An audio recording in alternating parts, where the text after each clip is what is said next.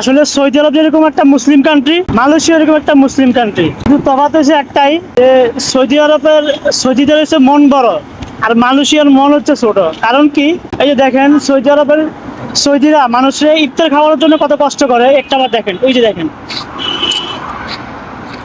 অনেকগুলো সৌদি আছে সবাই ইফতার করায়। আর মালয়েশিয়ান যেই মুসলমানগুলো আছে ওরা হচ্ছে ভাই, ওদের মন হচ্ছে ছোট, ছোট লোকের মতো ওদের মন মানসিকতা। তো সব মুসলিম কান্ট্রি এক হইলে সবার মন মানসিকতা কখনো এক হয় না। এই যে দেখেন এখানে বাঙালি, ইন্ডিয়ান, পাকিস্তানি সবাই আছে, সবাই মোটামুটি ইফতার করে। কিন্তু আসলে সবচেয়ে বড় কথা হচ্ছে মানুষের মন মানসিকতা আর হচ্ছে বিবেক। এটা হচ্ছে সবচেয়ে বড় জিনিস। আপনার মন থাকলে আপনি সবকিছু করতে পারবেন। আপনার যদি আপনার কলজাটা ছিঁড়া খাওয়াই দেন, কখনোই কি আপনার কমবে না। ঠিক আছে, এটা হচ্ছে সৌদি আরব ভাই। সৌদি আরব মানুষগুলো তেমন। আল্লাহর দেশের, আমাদের যে নবীর দেশের মানুষগুলো হচ্ছে আল্লাহর নবীর মতন করে বড় আত্মা করে বানাইছে, যার কারণে সৌদিরা এরকম। যাক আলহামদুলিল্লাহ, এখন ইফতার করতে যাইতেছি, আর মাত্র 10 মিনিট আছে। আল্লাহ।